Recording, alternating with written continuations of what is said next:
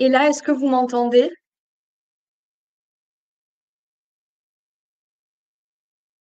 Parfait. Excusez-moi pour ce petit problème technique. Merci beaucoup à tous. Super. Excusez-nous. Donc, bonjour à tous et à toutes. Je disais donc, n'hésitez pas à vous présenter dans le chat, à présenter votre fonction et également à peut-être indiquer pourquoi pourquoi vous participez à ce webinaire. Est-ce que vous souhaitez y apprendre? Super. Merci à tous pour vos retours.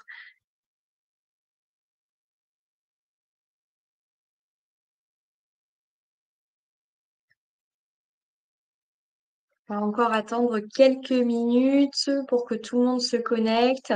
Alors, je vois un message de Frédéric. Si vous m'entendez pas, peut-être vous connectez sur un autre navigateur, notamment le navigateur Google Chrome. Ça fonctionne mieux. Bonjour Stéphanie. Charlène, bonjour. Très bien.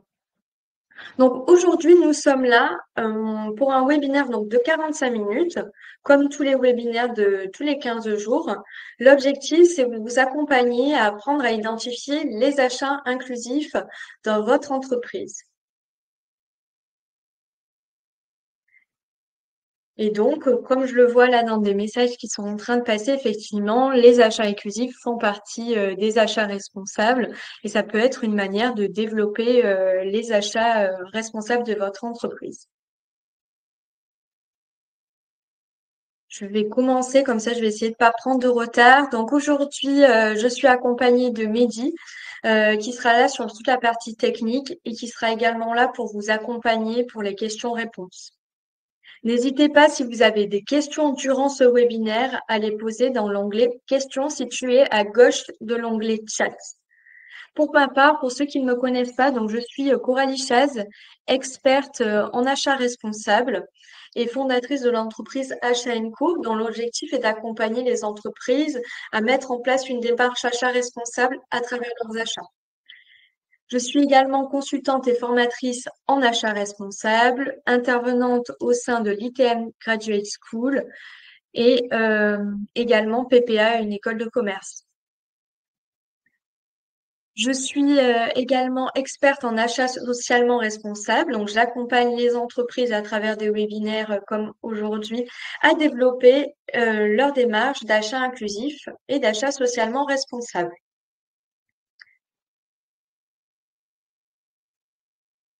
Aujourd'hui, on a un planning un petit peu chargé comme d'habitude, hein. On essaye de vraiment vous donner le maximum d'informations afin que vous puissiez intégrer des achats inclusifs au sein de votre structure.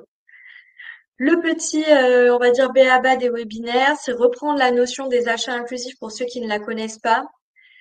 Le deuxième point, réaliser une étude de votre besoin pour vous permettre d'identifier des achats inclusifs. Réaliser une étude de marché. Et ensuite, nous verrons les activités des entreprises inclusives. Et le dernier point, ça sera une démonstration de notre outil du marché de l'inclusion. Et il vous permettra en fait de voir comment réaliser du sourcing inclusif. Et effectivement, je suis en train de voir dans le chat, la présentation vous sera envoyée à la suite de ce webinaire et le webinaire sera disponible en replay.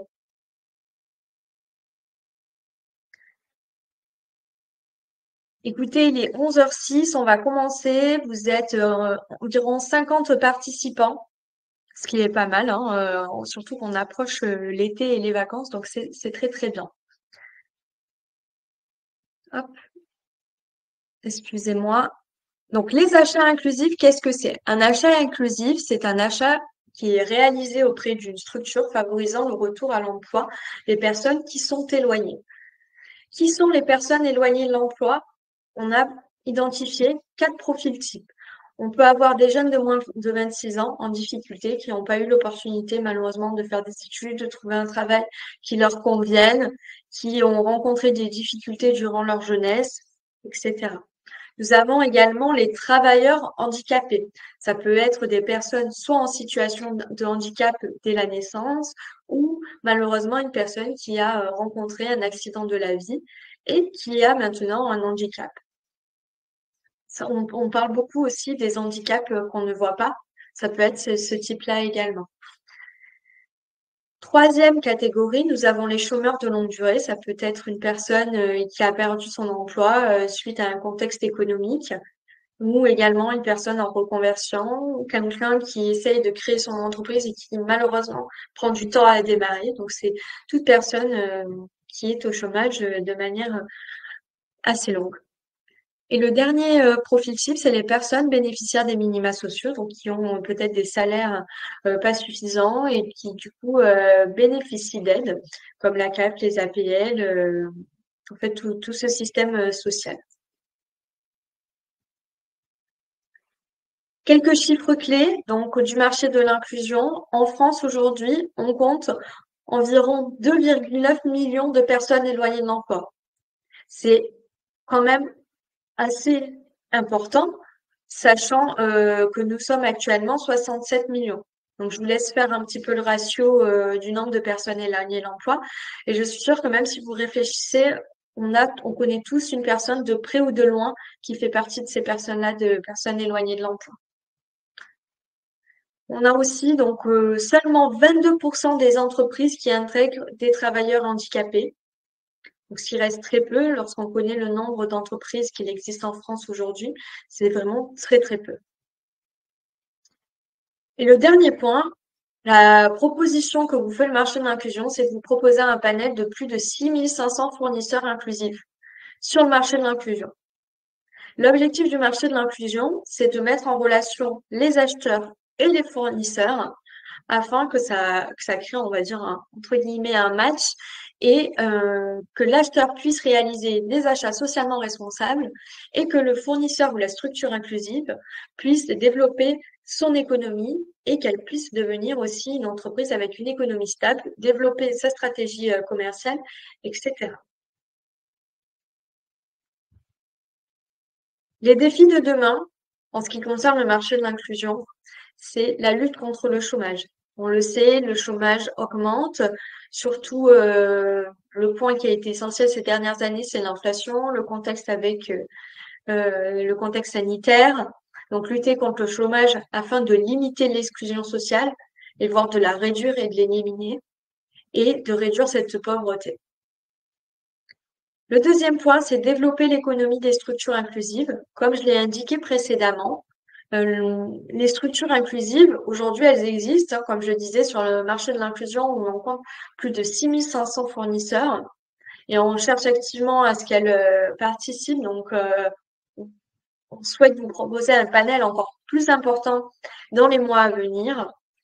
Et l'objectif premier, c'est de les accompagner à développer leur économie afin qu'elle puisse être rentable et aussi participer à la création d'emplois des personnes pour des personnes qui en sont éloignées. Le troisième point, pardon, c'est participer au plan France Relance. France Relance, c'est un plan qui permet en fait de relancer l'activité française. Donc relancer notre économie territoriale, mais aussi de notre pays. Donc, en achetant auprès des structures inclusives, vous achetez local et ça vous permet de participer au plan France Relance. Et le quatrième point, qui va beaucoup parler aux entreprises publiques, notamment avec le code de la commande publique. Le quatrième point, c'est répondre aux exigences du plan national des achats durables. Le plan national des achats durables demande à ce que les entreprises publiques intègrent d'ici 2025 100% de considération environnementale et 30% de considération sociale dans leurs appels d'offres. Donc, ce qui devient un enjeu majeur, sachant qu'en 2025, donc c'est demain, hein, c'est donc 6 mois, sachant qu'on enlève les 2 mois d'été, c'est demain, c'est, on va dire, 3-4 mois, on y est. Donc, les objectifs doivent être atteints. Il va être de plus en plus contrôlé, avec notamment le reporting pour l'attribution des marchés, etc. Et à savoir que sûrement en 2025, il sera également à la hausse. Cette considération sociale sera à la hausse.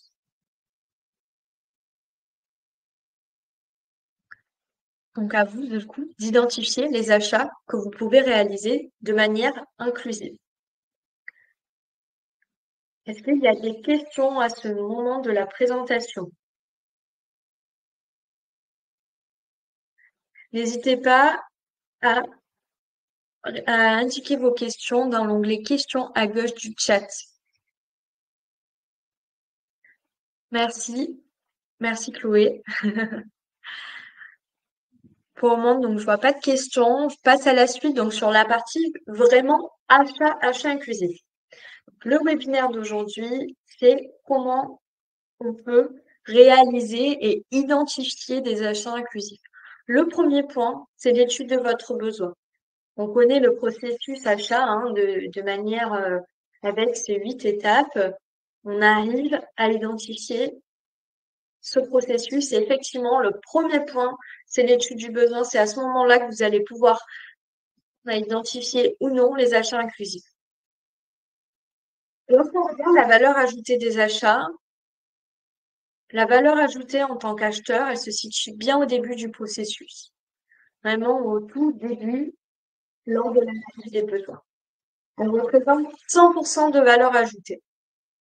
Dans l'analyse des besoins, vous allez réaliser votre étude de marché, votre sourcing, analyser le cahier des charges fonctionnel, effectuer une stratégie, réfléchir à make or buy, ou fabriquer ou acheter en français, et l'analyse de la valeur.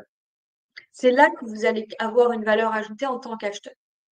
Plus on va avancer dans le processus achat, plus on va perdre de la valeur ajoutée. Lorsqu'on passe à l'étape sourcing et consultation, donc vraiment sur la partie évaluation des fournisseurs, mise en concurrence, donc la partie appel d'offres, on passe déjà à 50% de valeur ajoutée. Donc on a perdu 50% de la valeur. Et lorsqu'on passe à la fin du processus, sur tout ce qui est suivi fournisseur et négociation, on passe à 25%. On a perdu 3/4 de la valeur ajoutée. Donc effectivement, souvent quand on est acheteur, on nous parle de acheteur-négociateur. Or, on le voit bien que la négociation, elle représente seulement 25%. Donc votre rôle à jouer, il est bien là, il est bien sur l'analyse du besoin. Et c'est à ce moment-là que vous allez pouvoir avoir un rôle à jouer et mettre en place des achats socialement responsables. Et sur la contractualisation et le suivi des commandes, forcément que la valeur ajoutée est très très faible.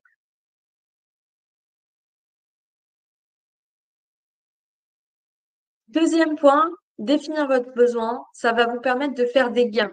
Ça va vous permettre de faire des gains au niveau technique, technologique. Ça veut dire trouver des nouvelles solutions. Si vous êtes sur des produits, vous allez pouvoir faire également trouver des produits innovants, des solutions innovantes répondant à votre besoin et peut-être vous permettant de faire des économies à vous et à votre prescripteur, à votre métier, votre client interne. Ou même à votre client final peut-être aussi. Le deuxième point, donc, c'est faire des économies, faire des gains économiques sur la partie financière totalement en repensant votre besoin, en repensant aussi peut-être est-ce que j'ai vraiment besoin de cette prestation? Est-ce que j'en ai pas besoin? Est-ce que c'est on va dire de la qualité trop importante pour le besoin que j'ai? Est-ce qu'on l'a surestimé? Ou est-ce que c'est le besoin standard et qui répond à notre besoin? Le troisième point, c'est faire des gains logistiques. Plus vous allez repenser et étudier votre besoin, plus vous allez pouvoir faire des gains logistiques, c'est-à-dire réduire votre empreinte carbone, mais également réduire vos coûts en termes de logistique. Et plus vous allez travailler avec une entreprise, une structure inclusive, plus vous allez travailler de manière locale. Donc, ça peut être également intéressant pour vous pour effectuer des gains au niveau logistique et au niveau du transport.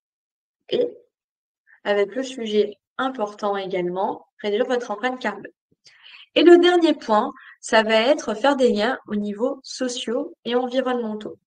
Effectivement, en réfléchissant à votre besoin, vous allez peut-être effectivement vous orienter vers une entreprise ou une structure inclusive et peut-être intégrer des critères environnementaux à votre consultation. Attention, les critères, il faut bien qu'ils soient liés à l'objet de votre marché ou de votre appel. Ça sera l'objet d'un autre webinaire, mais voilà, je rappelle juste en petit conseil, veillez bien à ce que l'objet, ça soit bien en lien avec le marché.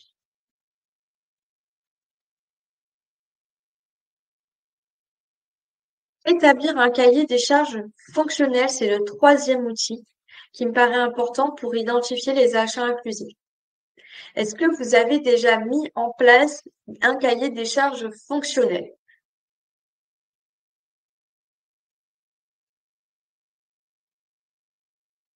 Est-ce que c'est quelque chose que vous utilisez avec votre métier, votre prescripteur?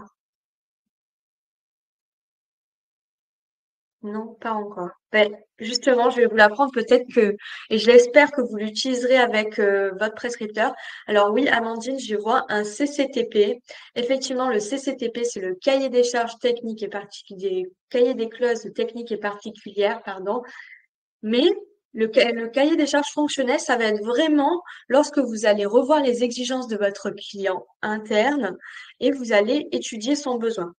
Le cahier des clauses techniques et particulières, le CCTP, il est vraiment là pour définir votre besoin et il doit être fonctionnel. C'est-à-dire qu'il ne doit pas être lié à, il ne doit pas être lié à l'achat qu'a l'habitude de faire votre métier. Il doit être fonctionnel. Donc, décrire la fonction du marché et vraiment décrire de manière générale. Donc, comment s'articule le cahier des charges fonctionnel? Donc, il se compose de deux parties. Il y a le cadre général et la partie spécification. Dans le cadre général, vous allez voir, c'est très générique, c'est très général comme l'indique son nom. Le premier, c'est quelles sont les motivations de l'achat? Quelles sont les motivations de votre client interne, même de vos clients? Quelles sont les motivations de votre achat? Le contexte, dans quel cadre ou quel projet? Est-ce qu'il y a, par exemple, la construction d'un bâtiment? Est-ce qu'on souhaite peut-être faire un renouvellement de marché, etc. C'est quel cadre? Quel projet? La deuxième partie, spécification, c'est l'objectif. C'est quelle est la finalité de l'achat, l'environnement où va se dérouler la prestation, avec qui on travaille et qu'est-ce qu'on va acheter. Quoi? C'est qu'est-ce qu'on va acheter. Cycle de vie, c'est combien de temps?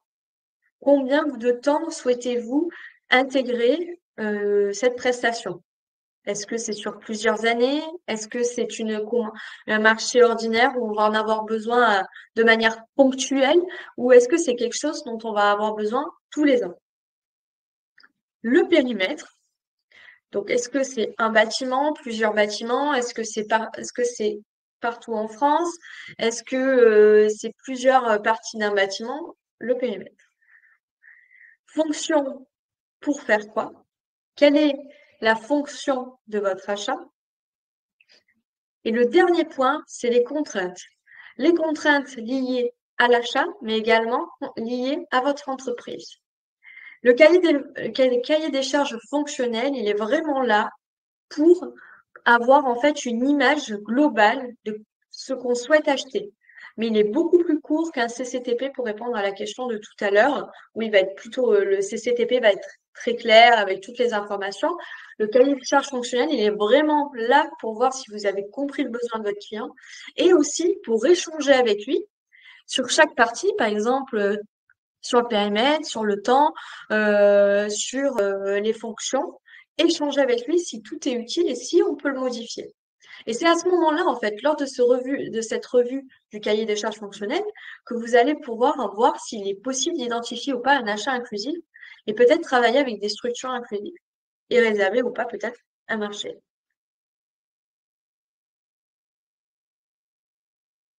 Alors, je vois qu'il y a 4 questions.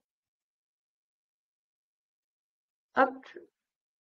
Alors, merci Esmeralda. Dans quelle mesure les achats remplacent-ils les embauches des PSH?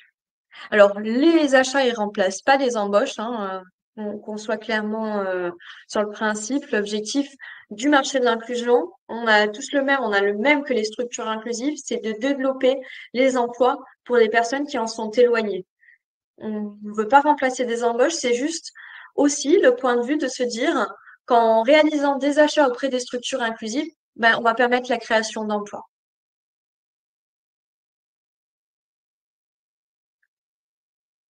Une question d'Esmeralda. Est-ce que les achats ont un impact supérieur aux embauches inclusives sur les indicateurs de responsabilité sociale? Alors, comme je l'ai indiqué tout à l'heure, hein, l'objectif, c'est pas de non plus empêcher le recrutement des embauches. Hein, c'est vraiment en fait de permettre. Il y a le côté RH sur la partie inclusion hein, de l'entreprise, mais il y a aussi le rôle de l'acheteur de développer à travers ses achats les structures inclusives, de permettre le développement des structures inclusives et de favoriser le retour à l'emploi des personnes qui en sont éloignées. Il y a le côté RH et le côté achat.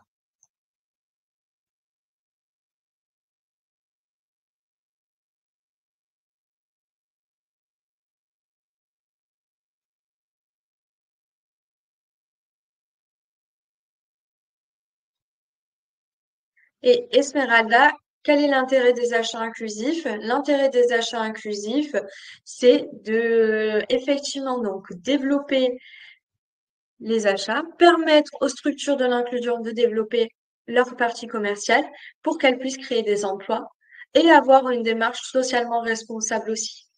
En travaillant avec des structures inclusives, c'est également avoir une démarche d'achat responsable, plus uniquement s'orienter sur la partie environnementale qui est certes aujourd'hui très importante, mais également avoir un point de vue au niveau social.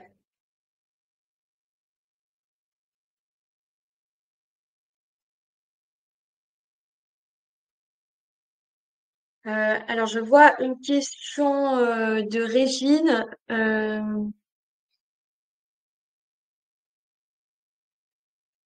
Une question de Régine. Je pense que alors peut-être plus de précision, Régine. N'hésitez pas à mettre plus de précision.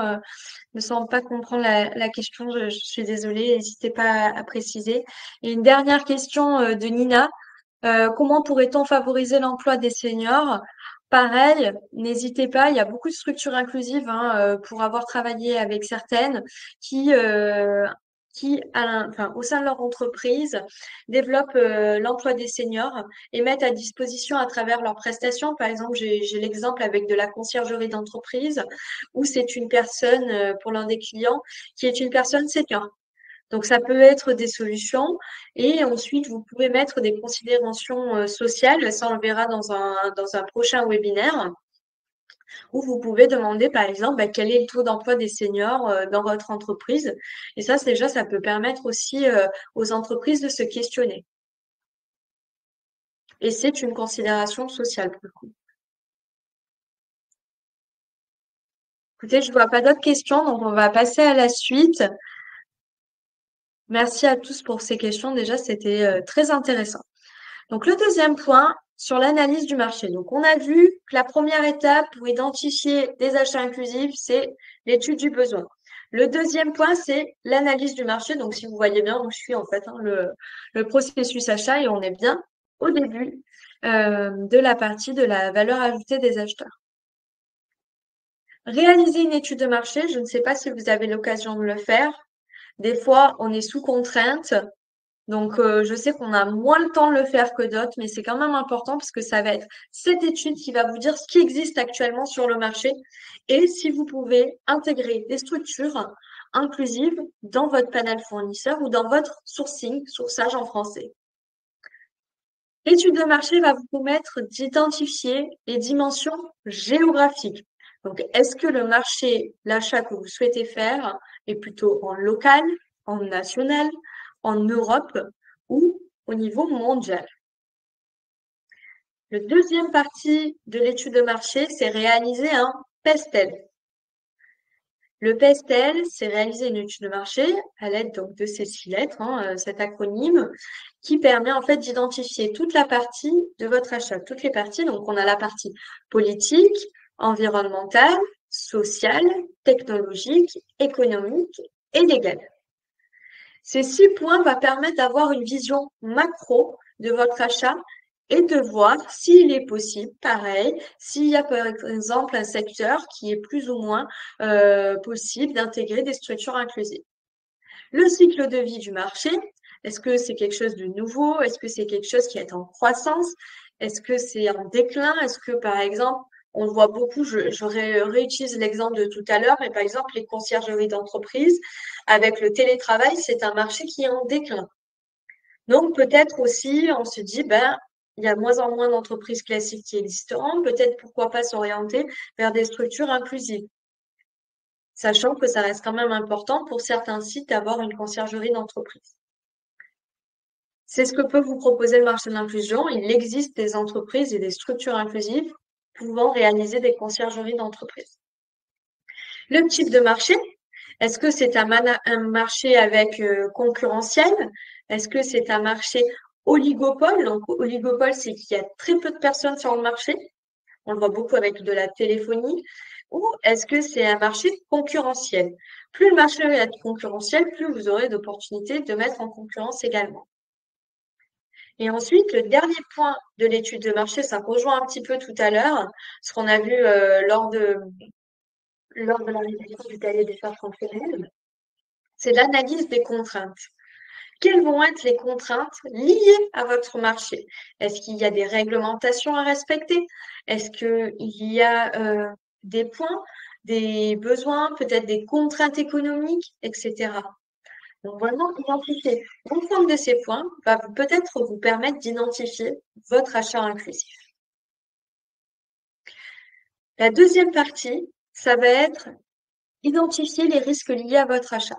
Peut-être que si vous réalisez des cartographies des risques, vous allez identifier soit un risque lié au pays où vous achetez, donc peut-être intérêt pour votre entreprise de le relocaliser et d'acheter en local, ou un risque lié au produit que vous achetez ou à la prestation, hein, au risque informatique également. Là, on le voit beaucoup avec tout ce qui est RGPD, ou un risque lié au fournisseur que vous avez actuellement. Donc, ça peut être lié à la famille d'achat, un risque financier sur sa santé financière, relationnel, ça se passe plus très bien, on souhaite peut-être renouveler un marché, alors on va peut-être se poser la question au niveau légal, industriel et logistique.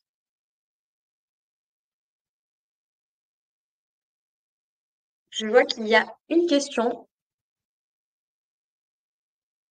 deux questions même. Une question d'Esmeralda. Est-ce que cela ne risque pas de favoriser la précarisation des précaires? Ça va leur permettre de surtout retourner à l'emploi et je pense que de leur donner également une opportunité de participer au développement des structures inclusives. Je pense qu'il est aujourd'hui important qu'il y ait des structures inclusives parce que comme je l'ai indiqué tout à l'heure dans les chiffres clés, seulement par exemple pour les personnes en situation de handicap, seulement 22% des entreprises créent des emplois. Donc c'est aussi important qu'ils aient leur place au sein de la société. Je pense que c'est ça qui est important aujourd'hui.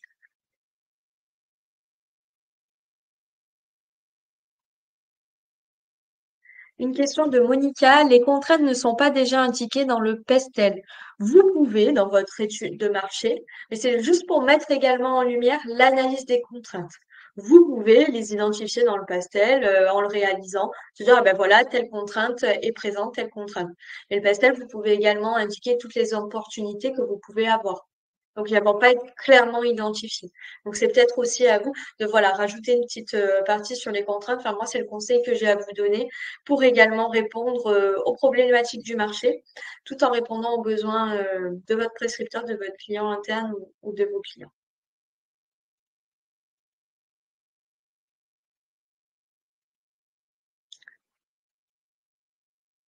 Une question, alors merci Esmeralda en tout cas pour votre participation. C'est agréable d'avoir cet ensemble de questions. Donc, quel est l'intérêt des achats inclusifs par rapport aux ESAT, par exemple? Alors, les achats inclusifs, c'est réalisé auprès des ESAT, hein, auprès des ESAT, auprès des EA, donc des structures de l'handicap, mais également auprès des structures de l'insertion professionnelle. Donc, l'intérêt, c'est d'acheter auprès de ces entreprises pour qu'elles puissent développer leurs activités.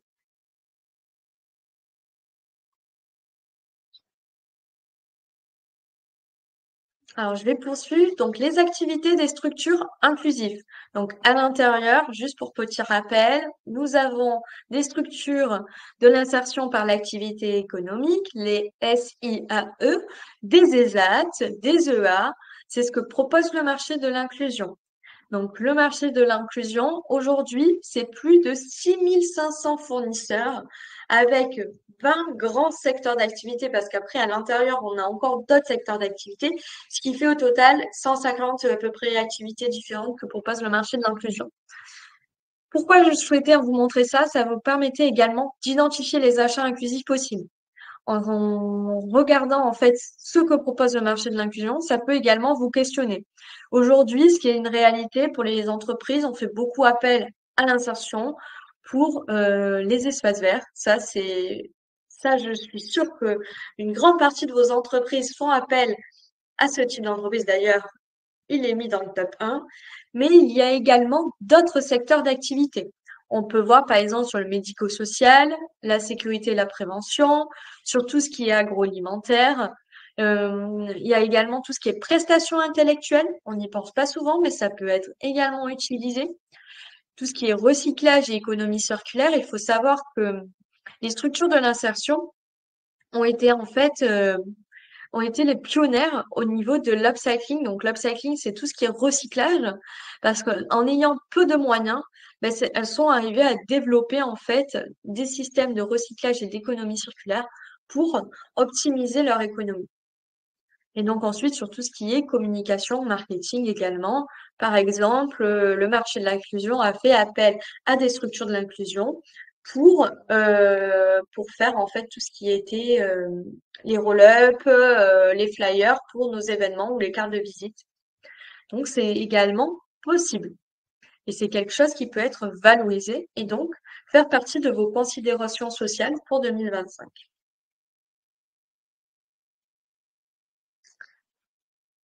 On arrive à peu près à la fin du webinaire, hein, il manque plus que la petite démo. N'hésitez pas si vous avez des questions à les poser dans l'onglet questions à gauche du chat.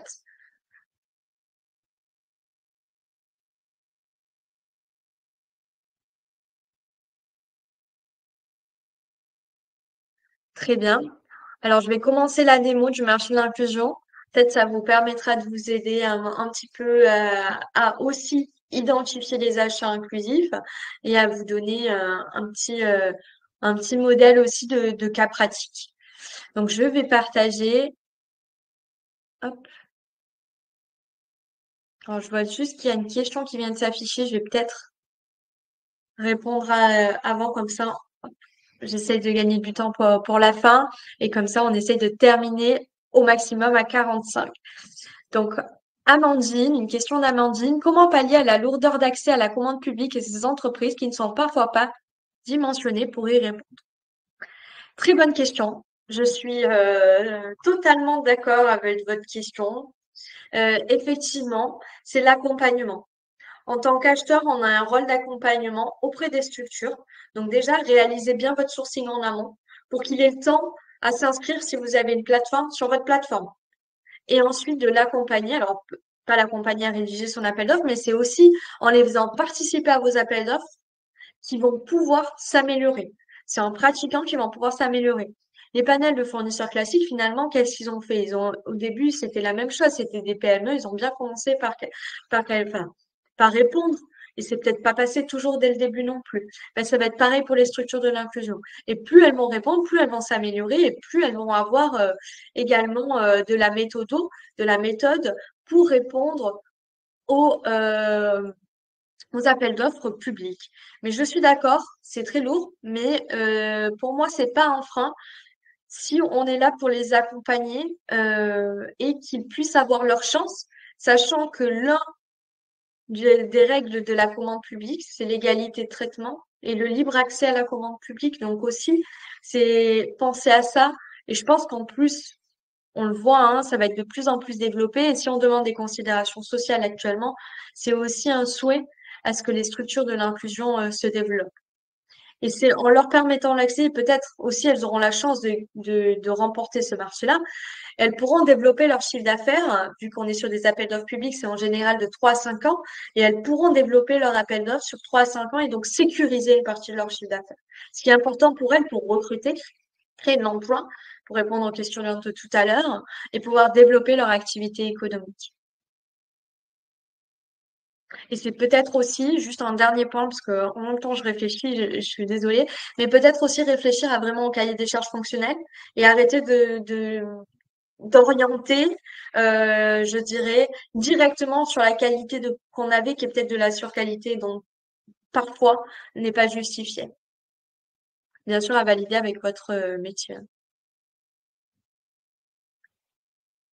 Très bonne question en tout cas. Je vais partager donc mon écran, je vais passer à la démonstration et je repasserai aux questions parce que je viens de voir qu'il y a une question qui vient d'apparaître. Je passerai aux questions à la suite de la démonstration. Tac. Est-ce que vous voyez mon écran? Donc je suis sur la plateforme du marché de l'inclusion. Est-ce que vous voyez bien mon écran? Parfait. Merci pour vos retours. Donc, nous sommes sur la plateforme du marché de l'inclusion. Je vais vous mettre le lien dans le chat pour que vous puissiez vous connecter également. N'hésitez pas à vous créer des accès, hein. Donc, normalement, là, sur le côté droit, vous pouvez avoir créé un compte.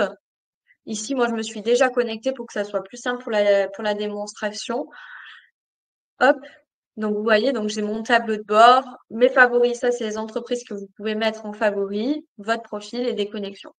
Donc, on est sur la plateforme du marché de l'inclusion. Différentes solutions peuvent vous proposer. Aujourd'hui, je vais vous en proposer deux. Je vais calibrer votre achat et ensuite réaliser un sourcing inversé, donc qui est également ici appelé publier un besoin d'achat. Donc, comme on l'a vu tout à l'heure, on a actuellement plus de 6500 fournisseurs référencés sur la plateforme, 2500 fournisseurs labellisés handicap, donc EA et ESAT, et 4000 fournisseurs labellisés insertion par l'activité économique, et que je rappelle sont référencés et certifiés par l'État. Donc, c'est quelque chose de officiel. Aujourd'hui, on vous propose également une solution qui est évaluer l'impact social de vos achats. Donc, c'est quelque chose qui peut être aussi une démarche qui peut être mise en place dans le cadre de vos achats responsables. Voilà, donc en toute transparence, on vous a mis le tarif hein, parce qu'on est sur quand même un métier assez transparent. Les acheteurs qui utilisent notre plateforme. Et ici, c'était ça que je voulais vous montrer. À la fin, vous avez des articles. Vous avez des articles, des ressources pour ben voilà, comment valoriser vos achats, qu'est-ce que l'inclusion, allier l'impact social et environnemental. Donc, n'hésitez pas à vous connecter. Il y a peut-être des sujets qui peuvent vous intéresser pour votre entreprise et vous. Donc, je me suis connectée et je vais vous montrer donc comment réaliser un achat inclusif. Donc, le premier outil, c'est calibrer votre achat socialement responsable. Donc, j'ai identifié une catégorie. Pour moi, on arrive vers la fin de l'été, vers le début de l'été, pardon, excusez-moi. Ça commence bien. Donc, on arrive bientôt pendant les vacances. On souhaite réaliser peut-être un repas d'entreprise et donc on souhaite faire appel à un traiteur. Ici, vous pouvez directement filtrer ou vous pouvez rechercher d'autres secteurs d'activité. Vous voyez, ils sont nombreux et je le remontrerai tout à l'heure. Donc, je souhaite faire appel à un traiteur pour organiser un repas avec mon équipe, à ce que ça soit assez convivial en fin de journée, un peu type after work. Mon site est situé à Nantes, dans le 44, et je souhaite des prestations de service. Lorsque je lance la recherche, je peux voir qu'il y a 16 prestataires inclusifs qui sont positionnés en tant que traiteurs sur Nantes. Donc, je me dis, super, je vais pouvoir lancer mon sourcing inversé parce que je vois qu'il y a des structures qui existent sur ce segment d'achat. Donc, je vais faire publier un besoin d'achat. Ici, vous pouvez identifier.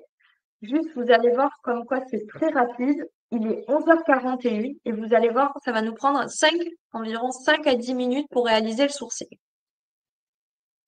On a soit donc appel d'offres, donc votre appel d'offres est en cours et vous souhaitez y intégrer des structures inclusives, vous pouvez cliquer sur appel d'offres. Réaliser une demande de devis. Votre achat peut-être est inférieur à 40 000 euros au seuil de la commande publique ou vous souhaitez avoir une demande de devis pour aussi peut-être faire un gré à gré. C'est des choses qui sont possibles. et vous pouvez utiliser la fonction sourcing inversé. Sourcing inversé signifie que c'est les entreprises qui vont vous contacter si elles sont intéressées par votre appel d'offres, votre besoin. Donc, le titre de besoin, donc je vais mettre test. Donc, ça va être un service traiteur pour Nantes. Ici, vous allez indiquer le périmètre. Par exemple, vous pouvez mettre le nombre de sites. Peut-être qu'il y a différents sites auxquels vous souhaitez intégrer. La typologie des produits que vous souhaitez. L'adresse de livraison. Enfin, ça va avec le périmètre, mais les adresses de livraison si vous avez plusieurs sites. La date de l'événement. Pareil, si c'est plusieurs événements, ça va être les dates, etc. Ici, pareil, tout à l'heure, on a parlé du cahier des charges fonctionnelles, du CCTP. On demande une description très rapide, très succincte, qui permet de se dire au prestataire inclusif, est-ce qu'il se positionne ou pas. Le secteur d'activité, donc, on est sur du traiteur. Alors, juste, je vais défiler pour que vous voyez bien les achats qui peuvent être identifiés en achat inclusif. Donc, vous voyez, on a tout ce qui est propreté, nettoyage des locaux, également travaux et bâtiments, assistante générale et administrative, accueil, conciergerie d'entreprise, prestations informatiques, la restauration. Ici, on a le traiteur, l'ameublement déco, textile, artisanat, la communication marketing avec tout ce qui est impression, organisation d'événements, signalétique, la sous-traitance industrielle, les déménagements aussi, les collectes et traitements des déchets, le recyclage, tout ce qui est lié à la culture, divertissement et tourisme, les prestations intellectuelles, donc ce que je disais tout à l'heure avec les conseils formation, les ressources humaines, et le service à la personne. Donc là, j'ai sélectionné traiteur et je lui mets la ville de Nantes. Pardon. Ici, il y a une petite case qui apparaît, c'est France entière. C'est si vous souhaitez intégrer dans votre panel fournisseur un fournisseur qui puisse intervenir sur la France entière. Moi, c'est pas le cas, je souhaite qu'il intervienne uniquement sur Nantes. La date idéale des débuts des prestations, donc on va dire que c'est avant les vacances de l'été, donc ça serait bien on va le dire par exemple le 1er juillet. La date de clôture des réponses, je le mets très rapide, mais normalement, essayez de laisser au maximum 3 semaines, sachant que là, il va avoir le départ en vacances, donc essayez de laisser quand même 3 semaines, un mois. Hop, moi je vais mettre assez rapidement, hein, du coup, on est le 18, je vais essayer de mettre maximum le 25 juin par exemple. Le lien à partager, ça peut être le lien de votre site internet, le lien par exemple si vous avez un portail fournisseur ou un portail pour vos appels d'offres. Les questions posées aux prestataires, donc par exemple, êtes-vous en mesure de préparer X milliardis par exemple?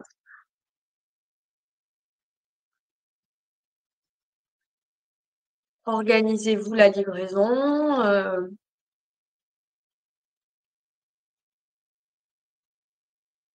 Êtes-vous en mesure d'intervenir sur nos différents sites? Vous pouvez poser autant de questions que vous le souhaitez. Ça peut vous permettre également de trier les prestataires ciblés. Ici, il va avoir le montant estimé de votre besoin. Ça va vous permettre de le valoriser. Donc, par exemple, on va mettre que vous avez estimé entre 10 000 et 15 000 euros. Donc, enfin, ici, vous avez la partie valorisation. Donc, on peut voir que ça permet de contribuer au financement approximatif de 3 emplois inclusifs durant un mois. Vous avez la possibilité de partager ou non ce montant aux prestataires inclusifs recevant le besoin. Moi, je le coche, honnêtement, parce que je trouve ça intéressant que le prestataire puisse aussi se dire si il est intéressant pour lui de travailler ou pas sur le sujet. Et et l'estimation en plus du montant peut l'aider aussi à se positionner. Ici, vous avez la partie contact. Est-ce que vous souhaitez être contacté par email, téléphone, lien externe ou rester anonyme? Donc, par exemple, je mets email et téléphone. Et ici, vous avez votre évaluation d'impact. Donc, on est déjà à la dernière partie, l'étape 4 sur 4, hein. Donc, si le marché de l'inclusion n'existait pas, auriez-vous consulté des prestataires inclusifs? Avant ce webinaire, vous ne le connaissez pas, donc peut-être. Et si ce n'est pas le cas, comment vous auriez fait pour trouver un fournisseur inclusif? Et ici, indiquer quelle aurait été votre méthode. Là, vous avez un récap donc de votre demande avec la localisation, la typologie de la prestation, votre description succincte, les questions à poser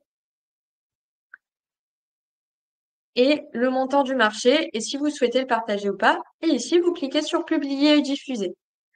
Donc, comme vous pouvez le voir, il est 11h47. Donc, même en vous expliquant chaque étape, ça m'a pris moins de, on va dire, environ 6 minutes pour vous présenter l'ensemble du marché de l'inclusion. Juste parce que je viens de revenir sur la page et que je vois une question de Laurent, doit-on déposer d'autres éléments comme le CCTP? Non, pas à ce moment-là. L'objectif, c'est d'avoir vraiment de manière succincte votre besoin. Le CCTP, c'est après, lorsque vous aurez sélectionné votre panel fournisseur, ou si c'est au-dessus, attention, CCTP pour la commande publique, il sera publié lors de l'appel d'offres. Parce qu'attention, pour l'égalité de traitement, de ne pas l'avoir en amont. Hop, je vais revenir à la présentation. Donc, la différence entre le sourcing classique et le sourcing inversé, c'est le fait de ne pas avoir de recherche Internet à faire et de regarder un à un les, euh, les fournisseurs, voir s'ils correspondent à notre besoin. Et le deuxième point, c'est qu'on a accès aux données légales de chaque fournisseur et je vais vous montrer comment on a accès aux données légales de chaque entreprise.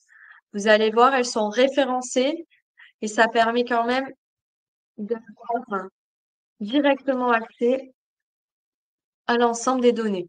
Donc ici, je vais par exemple faire une recherche de prestataires. Je prends le premier de la liste, hein, vous voyez. Et aujourd'hui, on en compte bien plus que 6500. Vous voyez, on a 9435 prestataires inscrits sur notre plateforme. Donc ici, hop, je vais cliquer sur Recycle matériaux et je vais vous partager sa fiche qui s'est ouverte juste à côté. Hop.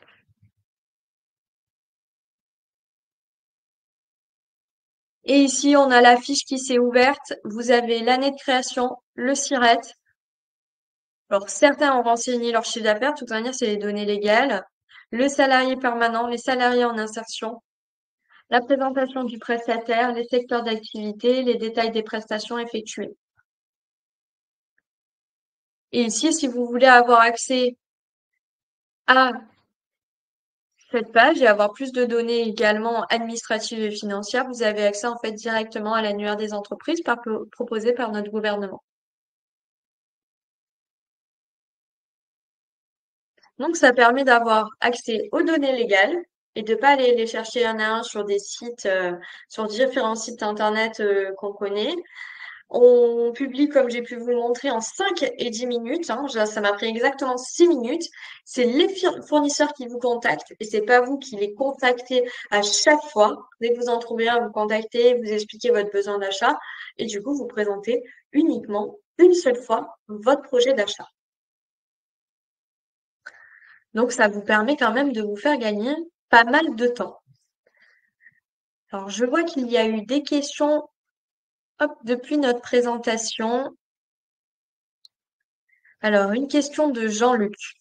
Dans le cadre de la mise en œuvre d'un SPASER, la collectivité doit-elle effectuer un sourcing des structures inclusives en amont de manière à connaître, avant d'avoir identifié nos besoins, les capacités de structure de fourniture de biens et de services?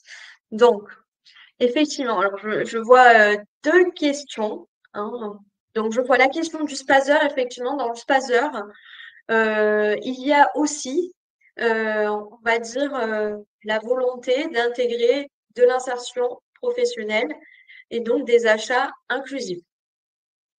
Deux manières, donc vous pouvez réaliser un sourcing en amont, c'est possible, hein, avant d'avoir identifié vos besoins, mais du coup, ça ne sera pas utile non plus auprès des fournisseurs de se manifester. Et là, pour le coup, peut-être que ça peut leur faire du temps, mais par contre, vous pouvez utiliser ce que je vous ai montré tout à l'heure, le calibrer, qui va vous permettre de voir combien de structures existent par secteur d'activité. Et ça peut être aussi utile lorsque vous faisiez un peu ce que j'expliquais lors du précédent webinaire, la catégorie A, B, C, le loi Pareto, voir quelle catégorie d'achat vous pouvez calibrer en achat inclusif. Mais effectivement, c'est possible, tout est possible. Et quand même, le spazer, je pense qu'il est aussi là pour de plus en plus orienter les entreprises à réaliser des achats inclusifs.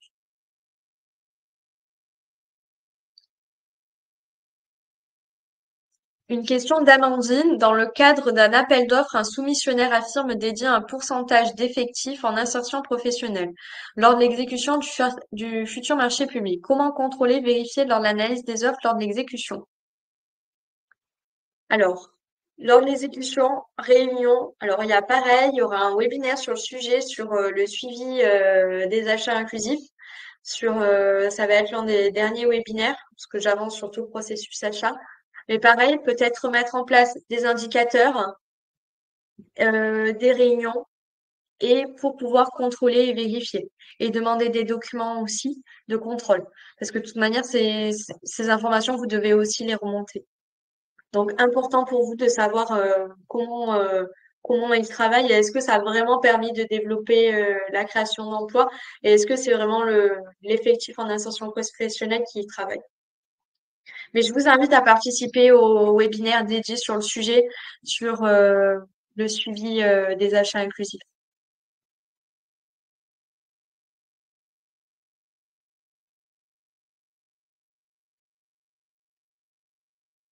Alors, je vois que Régine Mehdi vous a répondu. Mais peut-être juste, je vais reprendre votre question. Donc, peut-on inscrire les structures de l'ESS sur la plateforme? Les structures présentes sur la plateforme sont conventionnées, donc insertion ou handicap, c'est ce que je disais tout à l'heure, c'est labellisé par l'État et elles sont inscrites automatiquement dès qu'elles ont été conventionnées. Alors, une autre question d'Amandine, comment effectuer le contrôle des données mentionnées par les entreprises? Pourcentage de leur effectif dédié à notre marché public. Donc, c'est un peu la même question que tout à l'heure. Je vous invite à mettre en place des KPI, des indicateurs de suivi et également tout ce qui est documents obligatoires qui doivent vous remettre également pour suivre ces données-là et des réunions également mensuelles, trimestrielles ou annuelles.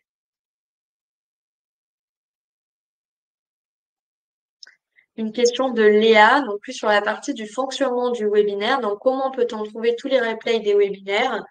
Ils sont accessibles. Il me semble donc déjà il y a la chaîne YouTube, hein, à savoir qu'il y a une chaîne YouTube dédiée donc sur le marché de l'inclusion et sur le Livestorm aussi. Et si vous aviez participé, vous pouvez avoir accès au webinaire. Et également à savoir qu'on a une équipe qui est dédiée aux entreprises, hein. On est accompagné de Sofiane et Nabil, Nabil étant expert achat aussi, expert achat socialement responsable, et qui peuvent aussi animer des réunions auprès de vos entreprises aussi pour mettre en place ces achats inclusifs.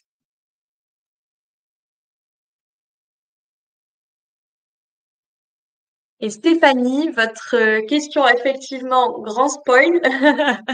Dans le prochain à venir, effectivement, dans le prochain webinaire, je vais parler des plans de progrès et c'est également un outil de suivi dans l'exécution de la mise en place des considérations sociales.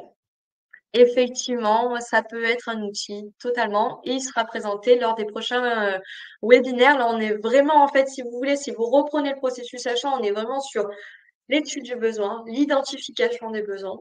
Donc, on est sur identifier un achat et après, on va passer à la phase sourcing et je vais vous montrer, c'est une très bonne transition. Je vais passer sur la série des webinaires et vous allez voir donc comment intégrer des indicateurs achats, comment utiliser des critères. Donc, on va essayer de développer à chaque fois, en fait, le processus et voir comment intégrer ces outils.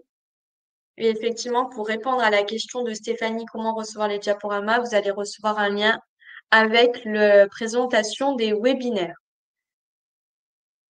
Écoutez, j'arrive à la fin des questions. Merci à toutes et à tous pour vos questions. C'était très intéressant.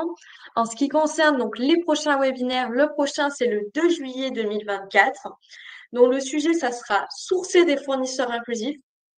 Donc on vous accompagnera à réaliser un sourcing de fournisseurs inclusifs en reprenant en fait un petit peu les outils achats comme on le fait lors de chaque webinaire et ensuite avec notre petit démo de comment réaliser le sourcing. Celui du 16 juillet, c'est rédiger des clauses sociales dans votre cahier des charges. Et là, effectivement, on verra comment intégrer des considérations sociales dans votre cahier des charges, que ça soit administratif ou technique. Utiliser des critères sociaux dans vos appels d'offres, 30 juillet. Le 13 août, contractualiser avec des fournisseurs inclusifs. Et ensuite, ça sera en septembre avec, le 10 septembre, intégrer des indicateurs dans vos achats inclusifs. Si vous ne pouvez pas être là, le replay sera disponible sur Livestorm. Également, les webinaires seront en lien sur YouTube, donc n'hésitez pas. Je vois qu'il y a une dernière question qui vient d'apparaître de Monica. Combien seraient pondérés les achats inclusifs? Tout dépend. Tout dépend. Alors, quand vous dites pondéré, je suppose que ça doit être dans votre notation, dans les critères de notation des fournisseurs. Donc, tout dépend.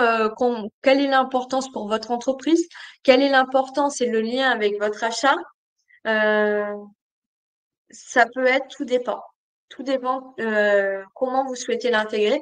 Et c'est si combien seraient pondérés les achats inclusifs dans une entreprise. Tout dépend ce qu'elle achète et la typologie des achats qu'elle achète.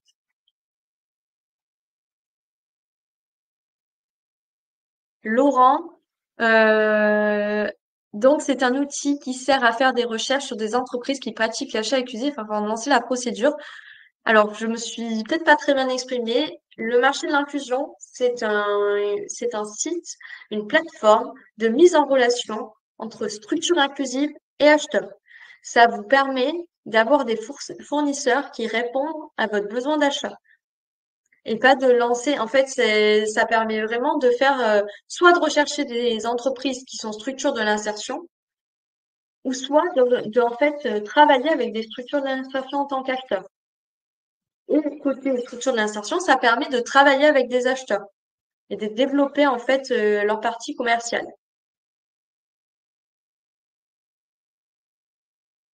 Celles qui pratiquent l'achat inclusif, c'est les entreprises des acheteurs. Mais n'hésitez pas, si vous avez d'autres questions, n'hésitez pas à demander. Comme je le disais tout à l'heure, on peut organiser pour certaines entreprises et n'hésitez pas sur le site à le demander, à avoir une démo plus précise en lien avec votre entreprise. Enfin, on est là pour ça. On a une équipe quand même qui s'agrandit, hein, vraiment de semestre en semestre qui s'agrandit. On est là pour vous accompagner. On est deux experts achats socialement responsables. Il y a une équipe également commerciale qui est là pour vous accompagner sur toutes vos familles d'achat, pour vous accompagner à publier un dépôt de besoin. Et on a une équipe qui est également dédiée aux structures de l'insertion. Donc n'hésitez pas, on est là, on peut vous accompagner de A à Z sur votre processus achat. Donc contactez-nous sur le marché de l'inclusion et on se fera un plaisir de travailler avec vous pour vous accompagner à réaliser des achats socialement responsables. Écoutez, je vois plus de questions. Il est midi. Je vous remercie à toutes et à tous pour votre participation à ce webinaire. C'était encore très intéressant et des questions très intéressantes. J'espère pouvoir vous retrouver le 2 juillet pour notre prochain webinaire, donc sur réaliser un sourcing avec des fournisseurs inclusifs. Et je vous souhaite une très belle journée et à bientôt.